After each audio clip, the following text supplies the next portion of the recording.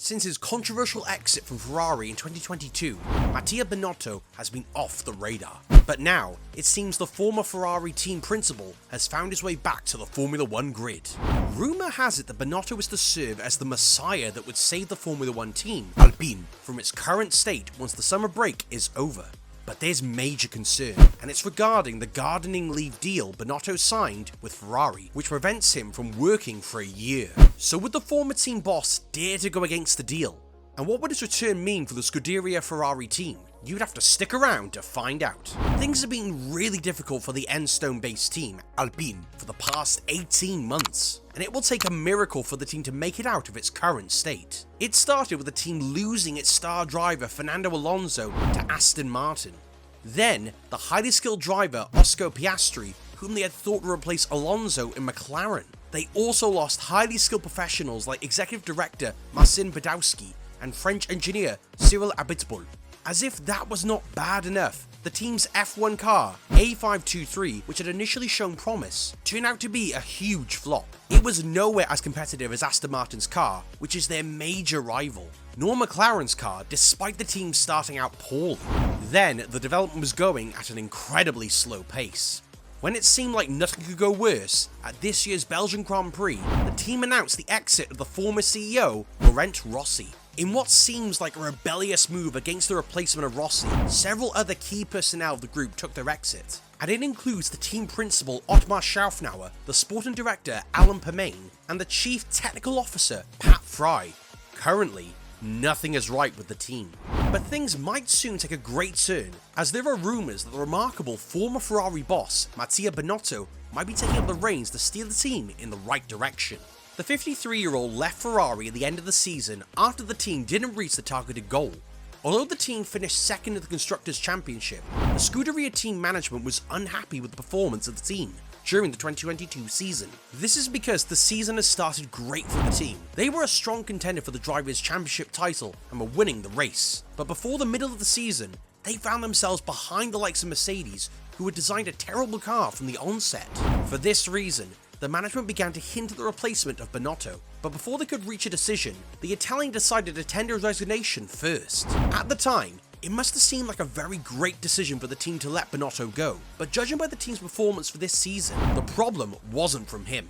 However, one man's meat is another's poison, as teams begin contacting the former Ferrari boss to join the team. Binotto is definitely a huge catch, as he has first-hand knowledge of the workings of the Scuderia team. He worked as an engineer for some years before becoming the technical director, then the team principal for 4 years. So, any team would be lucky to have him. Reports show that Audi, who was set to join F1 for the 2026 season, reached out to the Italian with an offer to be the team principal. Binotto accepted the invite to visit their base in Newburgh, but ended up turning down their offer because he wasn't impressed by what he had seen. In fact, it's reported that he called the managers at Audi clowns. But it looks like the Alpine team impressed him despite their current state.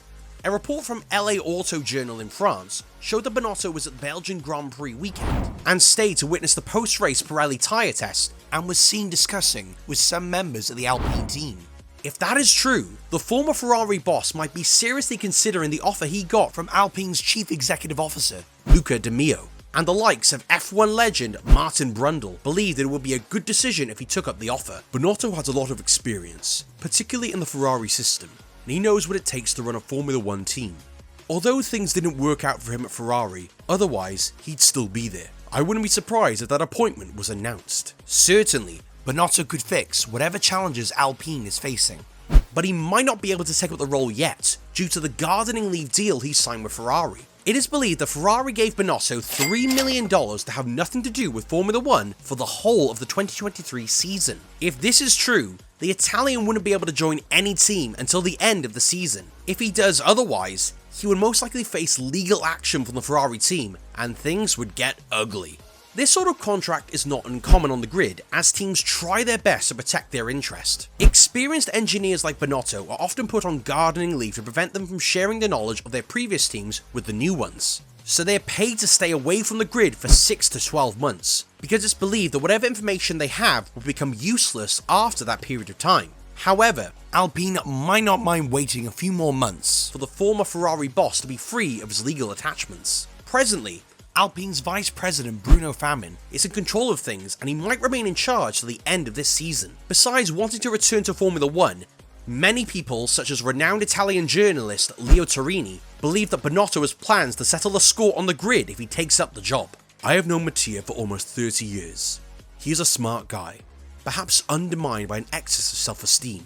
He had the Ferrari team in hand for a few years. It was his dream come true. Other dreams, however, have failed, also due to his own responsibility. The journalist continued by explaining that his fellow Italian would only achieve his aim if he trusted the right people, make De Meo his mentor, and listen more. He made mistakes, but he wasn't always helped. He trusted the wrong friends, and in communication, it was a disaster. Some of his utterances cry out for revenge, but for the avoidance of doubt, he is a smart person.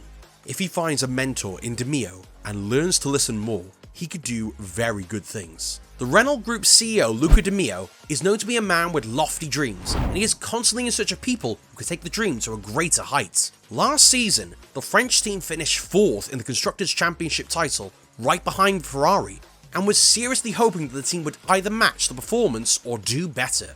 Imagine how disappointed he must have been to see his team trailing the likes of Aston Martin and McLaren. That must have been the reason he didn't mind the restructuring of the team. De Meo believes that the former management team were the reason things were going wrong with the team, including their car's engine, Renault's E-Tech RE23, which is experiencing a deficit over the rest of the grid. He strongly believes that Binotto could serve as the secret weapon that will restore the team to the limelight. The Alpine F1 team will become the French Ferrari. In France, there is still too little passion for Formula 1. The reason is that the French do not have a symbol to cheer for as Italy has with Ferrari. As for the Maranello-based team, they will be watching closely to see if Binotto plans to sign the agreement after the summer break. They probably already drafted their legal papers so that they can take action once he breaks the gardening leave deal. However, they might also be worried because even if he takes up the role in 2024, there's a high chance Binotto would empty out the Maranello factory. Having been with Ferrari for several years, the Italian has built alliances before leaving. He mentored some of the engineers currently holding key positions in the factory, and some might not mind working with him again. There are chances that the likes of Enrico Gualtieri, who is Ferrari's head of engines, and Wolf Zimmermann, the man heading the team working on the 2026 power unit for the team, won't hesitate to take their leave. All Binotto has to do is call on them.